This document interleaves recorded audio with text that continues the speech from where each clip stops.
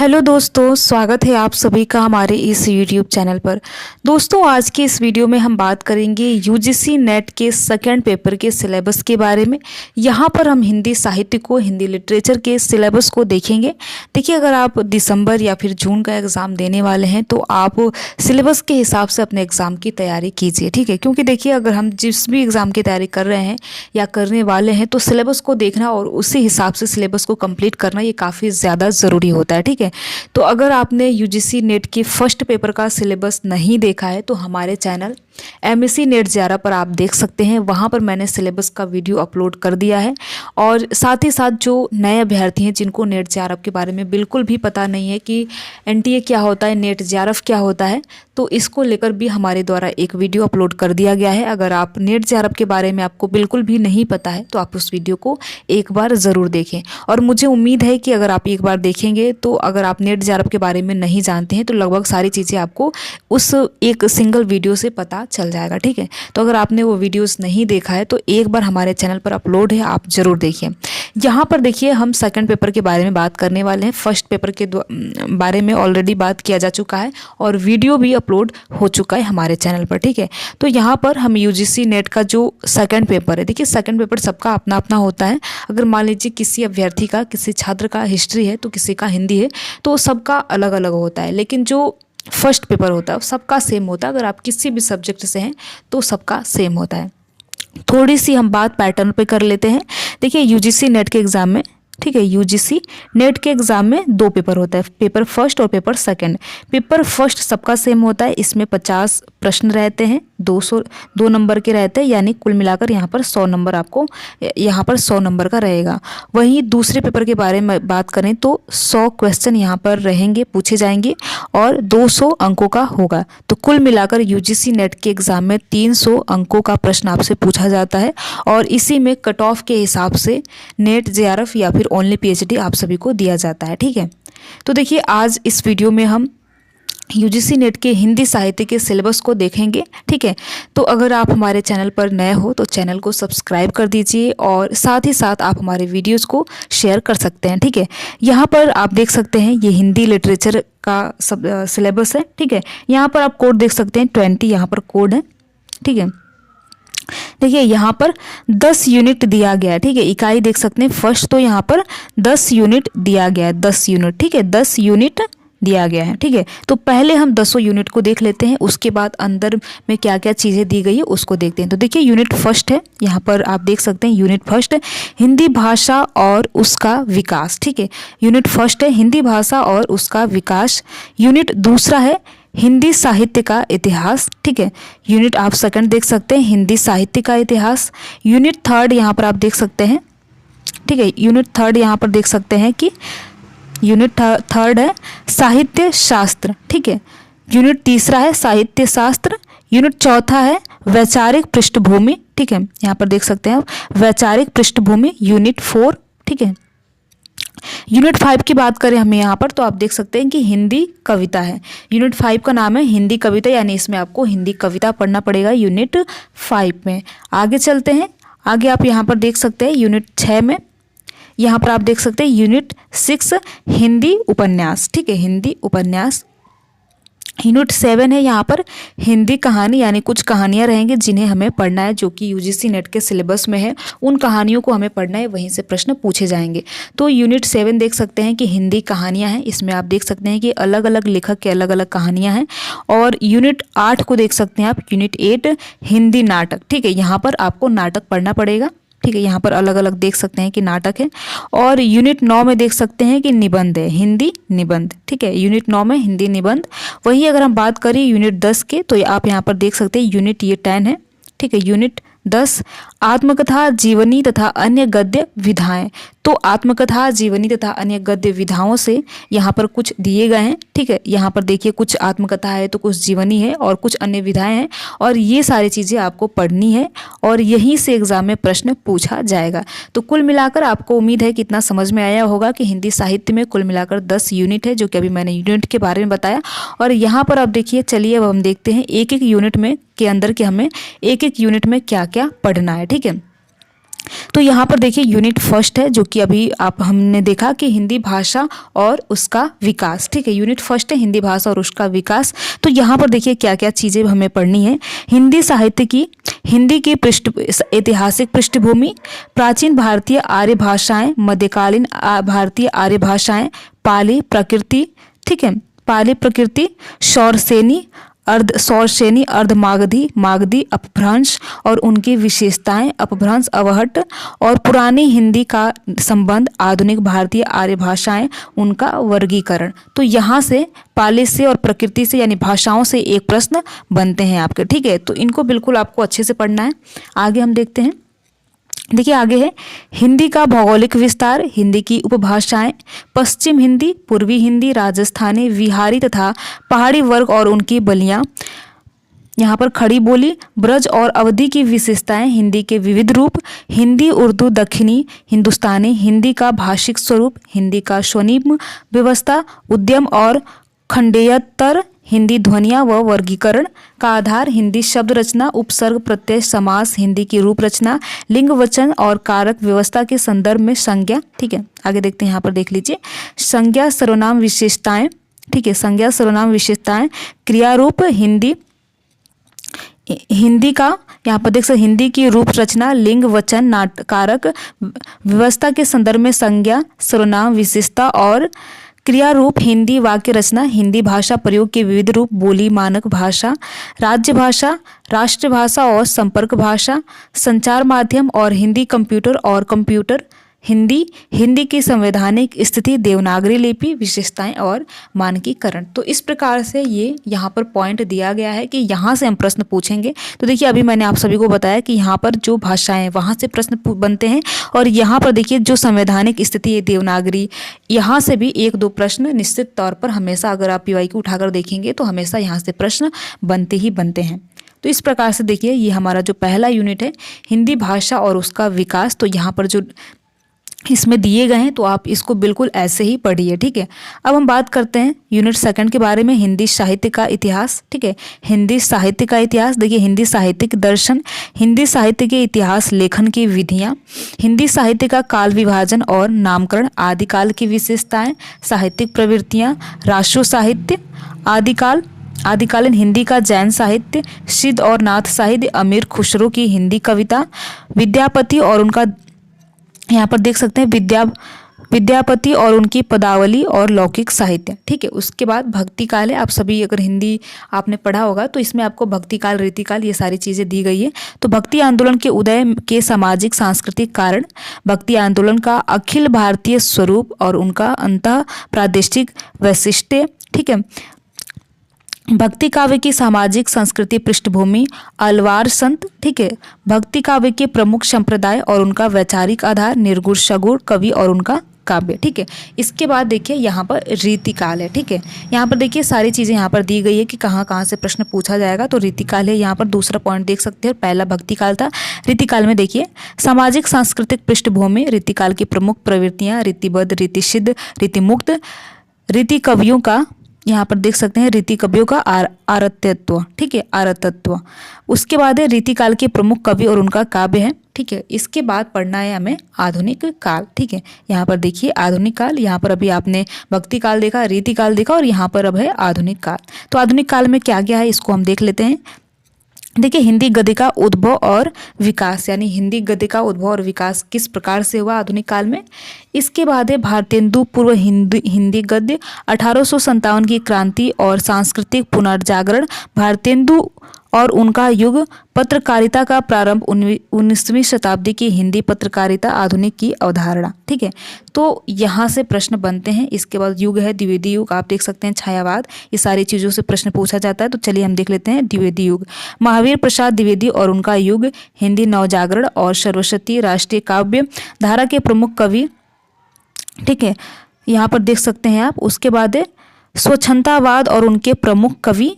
उसके बाद है छायावाद। छायावाद से देखिए छायावादी काव्य की प्रमुख विशेषताएं, छायावाद के प्रमुख कवि, प्रगतिवाद की अवधारणा, प्रगतिवाद काव्य और उनके प्रमुख कवि, प्रयोगवाद और नई कविता। ठीक है, नई कविता के कवि, समकालीन कविता वर्ष 2000 तक, समकालीन ऐतिहासिक साहित्य, समकालीन साहित्यिक पत्रकारिता। तो यहाँ से ये प्रश्न बनते हैं आपके एग्जाम में। और देखिए ये यूनिट सेकंड है हिंदी साहित्य का इतिहास। ठीक है, अब हम देखते हैं और यहाँ पर देखिए हिंदी साहित्य की गद्य विधाएं हैं, गद्य विधाओं को भी देख लेते हैं। हिंदी उपन्यास है, हिंदी कहानी है, हिंदी नाटक है। ठीक है, इसके बाद है हिंदी निबंध, हिंदी आलोचना। तो यहाँ से भी प्रश्न बनते हैं। चलिए अब इसको भी देख लेते हैं। हिंदी उपन्यास में भारतीय उपन्यास की अवधारणाएं। दूसरा है प्रेमचंद्र पूर्व उपन्यास, प्रेमचंद्र और उनका युग। तीसरा पॉइंट है प्रेमचंद्र के परवर्ती उपन्यासकार वर्ष 2000 तक। ठीक है, दूसरा है, अगला पॉइंट है यहाँ पर हिंदी कहानी में देख सकते हैं, ये उपन्यास है। ठीक है, अब हिंदी कहानी में देख सकते हैं हिंदी कहानी का उद्भव और विकास, 20वीं सदी की हिंदी कहानी और प्रमुख कहानी आंदोलन एवं प्रमुख कहानीकार। ठीक है, तो ये हिंदी कहानी से रहा। अब हम यहाँ पर देखते हैं हिंदी नाटक। ठीक है, अभी हमने हिंदी उपन्यास देखा, हिंदी कहानी देखा, हिंदी, अब हम चलते हैं नाटक पे। ठीक है, नाटक में देखिए विस्तार से समझते हैं। हिंदी नाटक और रंगमंच विकास के चरण, भारतेंदु युग, प्रसाद युग, प्रसादोत्तर युग। उसके बाद है यहाँ पर देख सकते हैं स्वातंत्र्योत्तर युग। उसके बाद है साठोत्तर युग और नया नाटक। प्रमुख नाट्य कृतियाँ, प्रमुख नाट्यकार वर्ष 2000 तक ही पूछा जाएगा। ठीक है, उसके बाद है हिंदी एकांक, हिंदी रंगमंच और विकास के चरण, हिंदी का लोक रंगमंच, नुक्कड़ नाटक। ठीक है, तो यहाँ पर देखिए ये जो भी सारी चीज़ें दी गई वो नाटक से संबंधित है। अब हम देखते हैं निबंध से लेकर। ठीक है, निबंध है हिंदी निबंध। हिंदी निबंध का उद्भव और विकास, हिंदी निबंध के प्रकार और प्रमुख निबंधकार। ठीक है, उसके बाद है आलोचना। हिंदी आलोचना का उद्भव और विकास, समकालीन हिंदी आलोचना एवं उनके विविध प्रकार, प्रमुख आलोचक के नाम। ठीक है, प्रमुख आलोचक।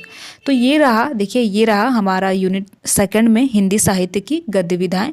अभी आपने हिंदी साहित्य का इतिहास देखा जो कि यूनिट सेकंड में है, और यूनिट सेकंड में ही है हिंदी साहित्य की गद्य विधाएं, जिसमें हमने अलग अलग विधाएं देखा, उपन्यास, कहानी, नाटक, निबंध, आलोचना। ठीक है, और यहाँ पर है कुछ और हैं, जैसे कि यहाँ पर देख सकते हैं हिंदी की अन्य गद्य विधाएं देखा, जैसे कि रेखाचित्र, संस्मरण, यात्रा साहित्य, आत्मकथा, जीवनी और रिपोर्टार्जन डायरी। ठीक है, इसके बाद है हिंदी का प्रवासी साहित्य, जिसमें अवधारणा एवं प्रमुख साहित्यकार हैं।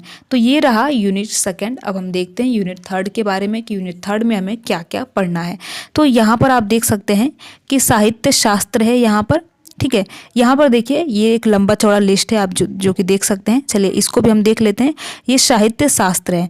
यहाँ पर काव्य के लक्षण, काव्य हेतु और काव्य प्रयोजन। ठीक है, इसके बाद है देखिए, इसके बाद दूसरा पॉइंट है प्रमुख संप्रदाय और सिद्धांत, रस, अलंकार, रीति, ध्वनि, वक्रोक्ति और औचित्य। ठीक है, इसके बाद है यहाँ पर आप देख सकते हैं रस निष्पत्ति, साधारीकरण। इसके बाद है शब्द शक्ति, काव्य गुण, काव्य दोष। इसके बाद है प्लेटो के काव्य सिद्धांत। ठीक है, यहाँ पर आप देख सकते हैं कि प्लेटो के काव्य सिद्धांत है। इसके बाद अरस्तु, उसके बाद अनुकरण सिद्धांत, त्रासदी,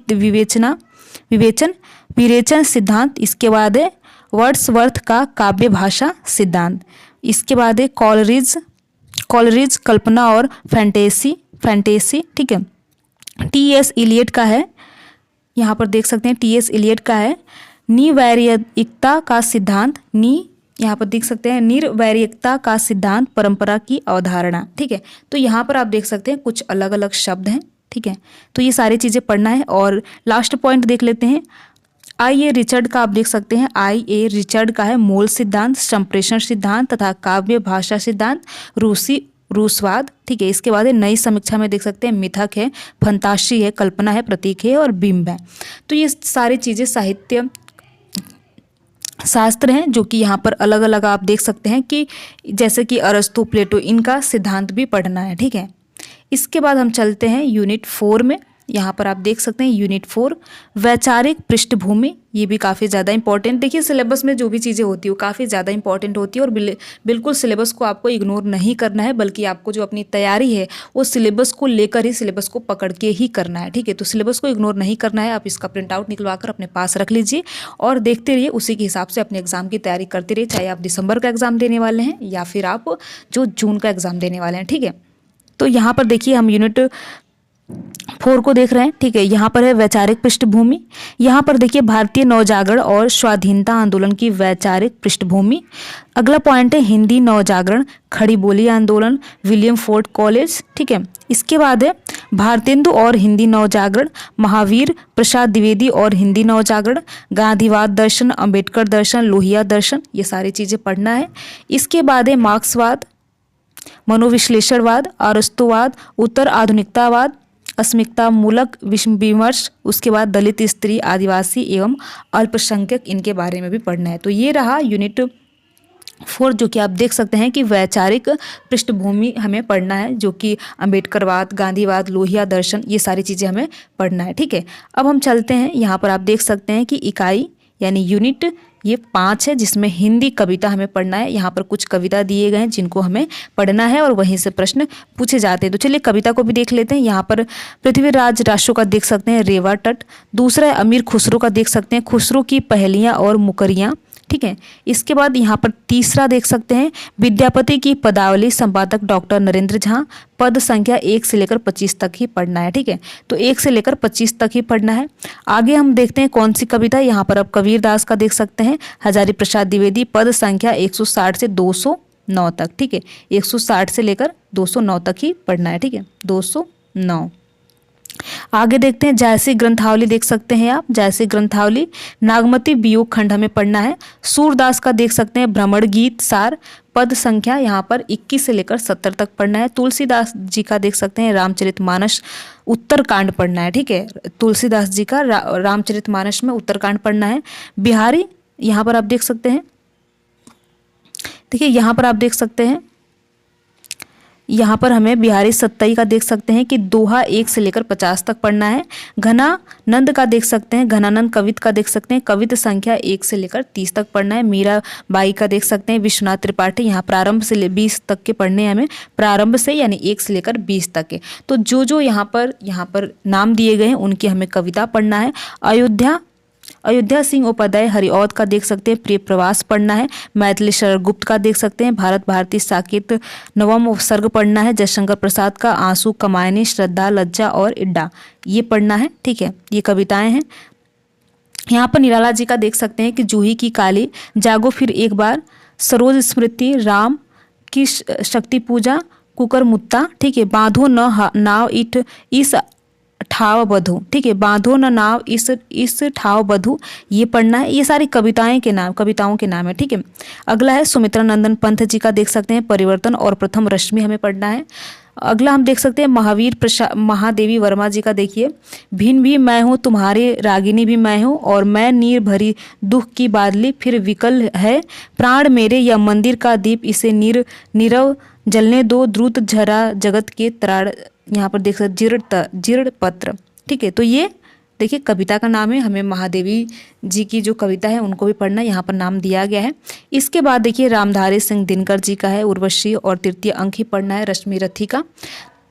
यहाँ पर नागार्जुन का देख सकते हैं कालिदास, बादल को घिरते देखा, अकाल और उसके बाद खुरदरे पैर, ठीक है, अकाल और उसके बाद खुरदरे पैर, शासन की बंदूक, मनुष्य हूँ, ये सारी कविताएं पढ़ना है।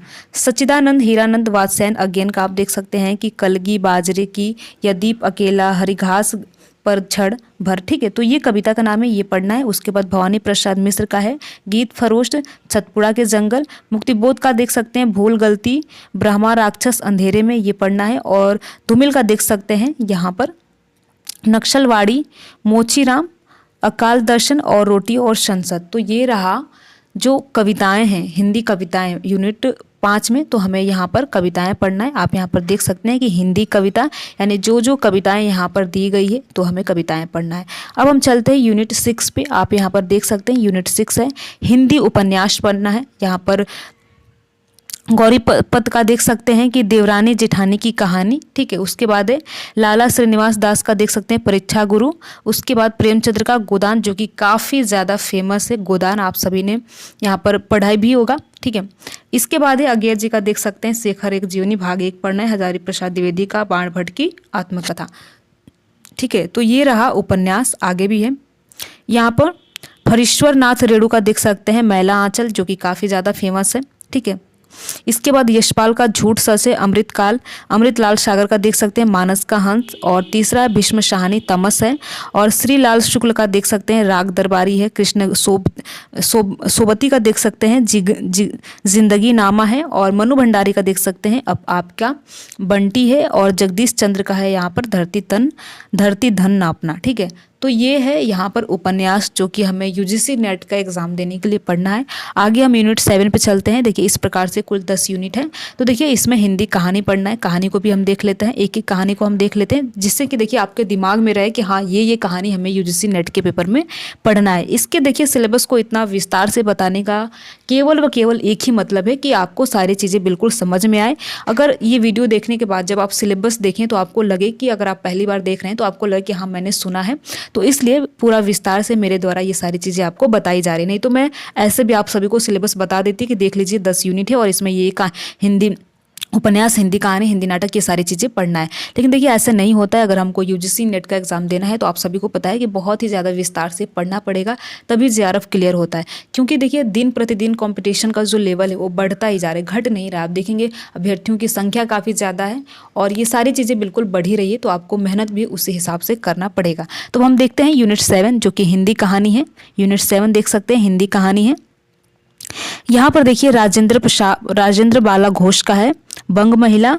चंद्रदेव से मेरी बातें, दुलाई वाली। ठीक है, दुलाई वाली। उसके बाद है माधव राव सप्रे का देख सकते हैं एक टोकरी भर मिट्टी।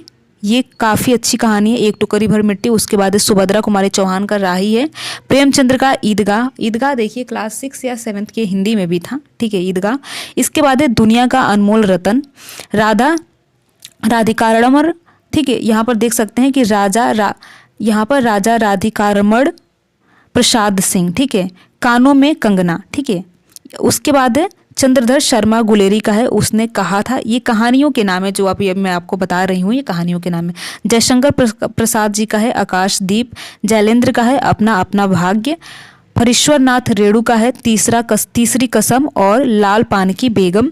अगेय जी का है गैंग्रीन। इसके बाद शेखर जोशी का है कोसी का घटवार। भीष्म शाहनी का है अमृतसर आ गया है चीप की दावत। ये दोनों कहानी भीष्म शाह की पढ़नी है। इसके बाद है कृष्णा सोबती का है सिक्का बदल गया। इसके बाद हरिशंकर परसाई का है इंस्पेक्टर मातादीन चांद पर। इसके बाद है ज्ञान रंजन का पिता है, इसको पढ़ना है। कमलेश्वर का है राजा निर्बंसिया। ठीक है, निर्मल वर्मा का है परिंदे। तो ये कहानी हमको पढ़ना है। ठीक है, यहाँ पर आप देख सकते हैं यूनिट 7 में हिंदी कहानी है जो कि हमें पढ़ना है। अब हम नाटक पे चलते हैं। ठीक है, यूनिट यहाँ पर 8 है और 8 में हमें नाटक पढ़ना है। तो हिंदी नाटक में कौन कौन सा नाटक है यहाँ पर देख लेते हैं। यहाँ पर भारतेंदु जी का है अंधेर नगरी भाग भारत दुर्दशा। उसके बाद है जयशंकर प्रसाद का चंद्रगुप्त स्कंदगुप्त और दुर्स्वामिनी, ये नाटक है, ये पढ़ना है। इसके बाद है धर्मवीर भारती का अंधा युग। ठीक है, लक्ष्मी नारायण लाल का देख सकते हैं सिंदूर की होली। मोहन राकेश का आधे अधूरे। आषाढ़ का एक दिन, ये काफ़ी ज़्यादा फेमस है। ठीक है, हबीब तनवर का देख सकते हैं तनवीर का देख सकते हैं आगरा बाजार। सर्वेश्वर दयाल सक्सेना का है बकरी। शंकर शेख का है एक और द्रोणाचार्य। उपेंद्र नाथ अश्क का है अंजू दीदी। मनु भंडारी का है महाभोज। तो ये नाटक है जो कि हमें यूजीसी नेट के सिलेबस में दिया गया है और हमें पढ़ना है। उम्मीद है कि आपने यूजी पीजी में ये सारी चीज़ें बिल्कुल पढ़ी होगी। ठीक है, और यूनिट 9 में देखते हैं हम हिंदी निबंध है। यहाँ पर देखिए, यहाँ पर हमें निबंध पढ़ना है। कौन कौन सा निबंध पढ़ना है इसको भी देख लेते हैं। तो यहाँ पर देखिए भारतेंदु जी का है हिंदी दरबार दर्पण भारतवर्ष उन्नति कैसे हो सकती है। प्रताप नारायण मिश्र का है शिव मूर्ति, यहाँ पर निबंध है। बालकृष्ण भट्ट का है शिव शंभू के चिट्ठे। रामचंद्र शुक्ल का है कविता क्या है। हजारी प्रसाद द्विवेदी का है नाखून क्यों बढ़ते हैं। तीसरा है यहाँ पर अगला पॉइंट है विद्या निवास मिश्र का है मेरे राम का मुकुट भीग रहा है। और अध्यापक पूर्ण सिंह का है मजदूरी और प्रेम, ठीक है। कुबेर नाथ राय का है उत्तर फाल्गुनी के आसपास, ठीक है। विवेक राय का देख सकते हैं, विवेकी राय का है उठ जाग मुसाफिर। इसके बाद है नामवर सिंह का है संस्कृति और सौंदर्य। तो ये निबंध है जो कि हमें पढ़ना है। ये जो आप देख रहे हैं ये यूनिट 9 है, ठीक है, यूनिट 9 है ये। इसके बाद देखिए हम यूनिट 10 में चलते हैं। यहाँ पर यूनिट 10 में क्या पढ़ना है, आत्मकथा, जीवनी, अन्य गद्य विधाएं। इसको भी देख लेते हैं। यहाँ पर राम वृक्ष बेनीपुरी का है माटी की मूर्तें, महादेवी वर्मा का है ठकुरी बाबा, ठीक है। तुलसीदास का है मुरदहिया। इसके बाद शिव रानी देवी का है प्रेमचंद्र घर में। मनु भंडारी का है एक कहानी, यह भी विष्णु प्रभाकर का है आवारा मसीहा। तो ये यूनिट 10 है जिसमें हमें आत्मकथा, जीवनी और अन्य गद्य विधाएं पढ़ना है। तो यहाँ पर देखिए ये यूजीसी नेट हिंदी साहित्य का, हिंदी लिटरेचर का ये सिलेबस है जो कि मैंने आप सभी को अभी विस्तार से बताया है। और इसमें कुल 10 यूनिट है और एक एक यूनिट को मैंने विस्तार से बताया है। तो इस वीडियो को आप अंत तक ज़रूर देखिए, साथ ही साथ अपने यार दोस्त मित्रों को भी शेयर कीजिए। तो यहाँ पर देखिए आपको इस सिलेबस को प्रिंट आउट निकलवा लेना है, या फिर जैसे भी आपको पढ़ने में आसानी रहे, या फिर खुद भी आप लिख सकते हैं। अगर लिखना चाहें तो लिखने का देखिए एक ये फ़ायदा होता है कि जब हम लिखते हैं तो हमें आधी से मतलब ऐसे बोले तो कुछ चीज़ें हमें दिमाग में रहती है कि हाँ हमने ये कहीं लिखा है, पढ़ा है। तो एक लिखने का ये फ़ायदा होता है। बाकी आप अपनी सुविधा के हिसाब से देख सकते हैं, अगर आपको लिखना है या फिर प्रिंट आउट अपने पास निकलवा कर रख सकते हैं, वो भी अच्छा होगा। और इसी प्रकार से अपने एग्ज़ाम की तैयारी करते रहिए। और भी जिस सब्जेक्ट का आप सिलेबस चाहते हैं तो आप हमें कमेंट बॉक्स में बता सकते हैं। उम्मीद है कि ये सारी चीज़ें आपको समझ में आई होंगी और ये वीडियो अच्छा लगा होगा। देखिए काफ़ी मेहनत लगती है, तो वीडियो को अंत तक ज़रूर देखिए और अपने यार दोस्त मित्र को भी शेयर किया कीजिए, ठीक है। अगर आप हमारे चैनल पर नए हों तो चैनल को भी सब्सक्राइब अवश्य करें। वीडियो में लास्ट तक बने रहने के लिए आप सभी का बहुत बहुत धन्यवाद। Thank you.